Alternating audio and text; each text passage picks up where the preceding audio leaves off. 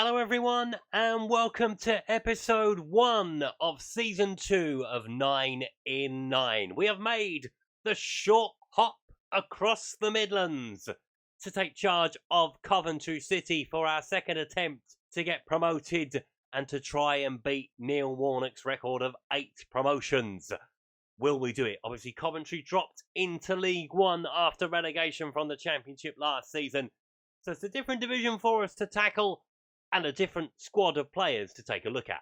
Don't forget, if you enjoy this content, please leave a like on the video, subscribe to the channel if you haven't done this already. Don't forget to click that notification bell to know when a new video goes up on the channel. And also don't forget to leave me a comment if you've got anything to say. Let's take a look at Coventry, shall we?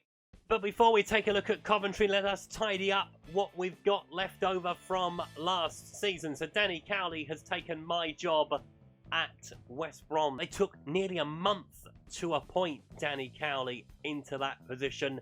So good luck to them in the Premier League. That is going to be a tough ask for Mr. Cowley and his brother.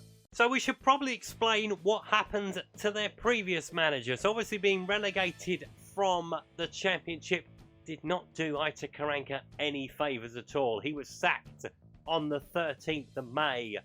I declared an interest in the job. Coventry seemed like they were interested in me. And obviously, here we are. The Sky Blues of Coventry back in their home city. Delighted to see them do that. Obviously, they spent a couple of years in Birmingham sharing a ground with them. Now back at what was the Rico Arena, now the Coventry Building Society Arena. That is a bit of a mouthful. Capacity of 32,609. So it's a massive club to be in League 1. Obviously, I mentioned earlier they were relegated in the last episode of the West Brom series. The link is up the top for that one. Let's take a look at the finances, shall we? And obviously, down in League 1, their transfer budget has been slashed. So we have £81,000 to spend. We are going to have to sell before we can buy. That is a definite thing. Wage budget, there's a little bit of headroom with that. About 17 grand worth of headroom for the director of football, which Coventry don't currently have. But it is a problem we are looking to sort by bringing in the very experienced Peter Taylor, former England manager, at least at under 21 level. Obviously, he did manage England at some point as well. He gave David Beckham the captaincy. He was in temporary charge between Kevin Keegan and Sven Goran Eriksson. Has a lot of experience, has been around the game a lot. He's 69 years old, lol. So yeah, looking forward to seeing if Peter Taylor will join us. If not, we will take a look for another one. Obviously, Steve McLaren didn't want to come along for the ride to Coventry. Good luck to them in the Premier League. Speaking of Coventry, let's take a look at the squad. So, taking a look at the squad, as I mentioned earlier, probably there's going to have to be some players come out of this squad before we can bring some in. Just, if you're new to the series, to explain my role apart from managing the team. So, with the director of football in charge of transfers, I get one selection to say, yes, I want you to sign this player for us. Once he signs, that's it, it's gone. And then I get 2 loan signings to bring in per transfer window. That's important to remember. So, we might have a say in what happens in the summer. Should we take a look at some of the players? I think we should.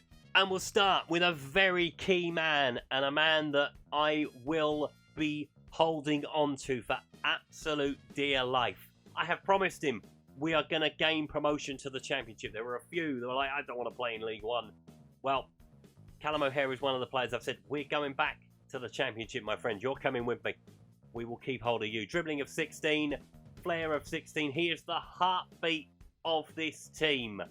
He's going to be a valuable asset to it.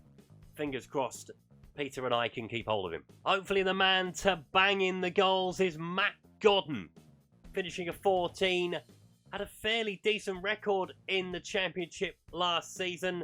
He's a big part of this dressing room. He's 30 years old, so he's still got a few more years left in him. A poacher, don't mind that. We can play around that. We were playing a complete forward last season, but we can stick with a poacher. That'll do me. Yeah, he is not the only one that we're going to be relying on for goals, though. Now, I butchered his name when we took them on in the league last season. It was Victor Gorakesh. I hope I've said that right now. Please God, let me have said that right. Finishing at 13, stamina of 16, determination of 16, work rate of 18, aggression of 17. Can play as a pressing forward, can play as an advanced forward. If we're going to look to play 2 up top, which we'll take a look at the formation shortly, he is a very good player. He can play out wide on that left-hand side and on that right-hand side as well.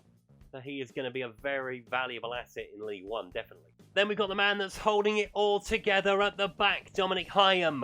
4-star central defender, heading of 14, positioning of 15, tackling of 13. It's about what you'd expect for a player sort of jumping between the Championship and League One. He's been promised that we're going to gain promotion as well. I've been handing out a few promises in the first couple of days of my time in charge of Coventry. Hopefully, it's all going to work out. Another player that was given that promise was Gustavo Hamer, central midfield player. Can play behind the 2 in the centre of midfield or can just play in central midfield on its own. He is very much a player I'm looking forward to working with. I've seen him a lot in the Championship on TV this season. He looks a very, very good prospect. And hopefully he can fire in League One. Tactically, we've gone slightly different to what we did with West Bromwich Albion, given that we've got Callum O'Hare to think about. So we need to play a man behind the striker. So it's 4-2-3-1. Classic 4-2-3-1 for me. It's a formation I love to play on Football Manager. Fingers crossed it's going to be all right for this division. It should do. Portsmouth did it, right? In terms of the instructions, so we'll look to overlap the left and the right. They'll be looking to get forward, working the ball in the box. We might move that out to hit it early into the box. Depends how we get on early doors, I guess, in pre-season. With Matt Godden using his head down the centre of the field, that might be a good thing for us to look at. Playing with a higher tempo, I always like to play, let's just knock the ball around, pass, pass, pass, pass, pass. It's very, very, very good football, hopefully. In transition, when we lose possession, we'll regroup, we'll get back behind the ball. When possession is won, we go, go, go. That is what I want to do. Out of possession, so we're looking to keep a higher line to try and put pressure on teams. Obviously, in League One, it's a very difficult league to get out of, this one. So it's all about pushing teams back. Obviously, we are one of the bigger fish, it has to be said, in this division. So there are going to be teams gunning to beat us. But that's a challenge that I'm willing to accept. Not too much in the club vision for us to worry about either. Developing players using the club's youth system, we'll take a look at that in a second. Signing players under the age of 23, obviously that will all be down to Mr. Taylor if he takes the job. Working with the wage budget, fine.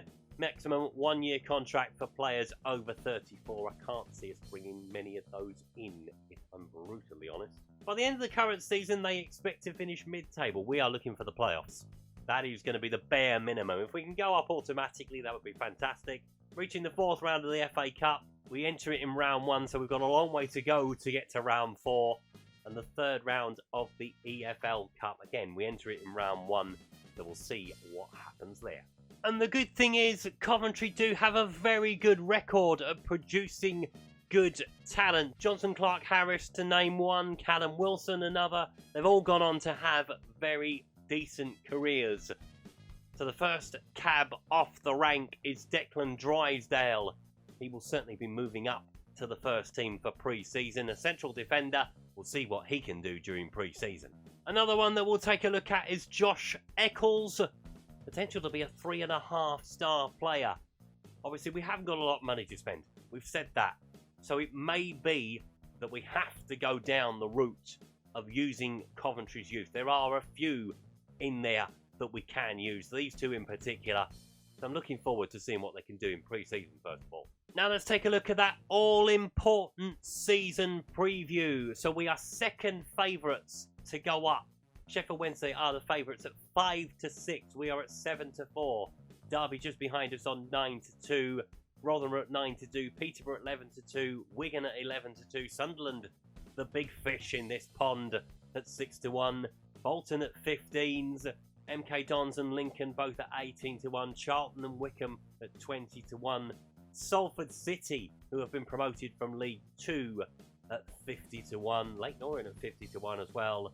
Morecambe, the rank outsiders, at 250-1. But as I've learned over the years with League One, it's a very, very difficult league to be in. It's a very difficult league to get out of, so it's going to be a true test of whether we can complete this 9 in 9 challenge or not.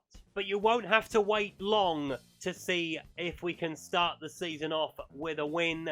So we'll play pre-season, we'll take on Nottingham Forest and Northampton. We will come back for the first home game in League One against newly promoted Salford City. Obviously, they are going to be a big fish in this league as well. They have ambitions to go a hell of a lot further than League One, and it's the perfect place to begin our season. So hopefully, by the time we get to Salford City, there will be some new additions to this Coventry squad. As I've mentioned, we're going to have to probably sell before we can buy. Obviously, that is the nature of the beast, unfortunately, when you are relegated out of a division. But hopefully we can keep hold of the big players. Hopefully Peter Taylor will join us as the director of football. Come on, Peter. You know you want to. And we will take on Salford City next time around. As I've mentioned, they are going to be looking to potentially get out of League One at the first crack. Will they start their season with an away win at the Coventry Building Society Arena? Let's hope not. But you will find out next time around how that goes. If you've enjoyed today's video, please leave a like. If you haven't subscribed to the channel but like to do so, please hit that subscribe button down in the corner. And also don't forget to leave me a comment if you've got anything to say. And I will see you next time. Thanks for watching. Goodbye.